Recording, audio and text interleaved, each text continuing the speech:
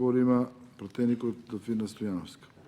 Благодарам. Значи, овој амандман по пети пат го предлагам во мојот кус мандат од неполни 3 години. Пети пат се одбива.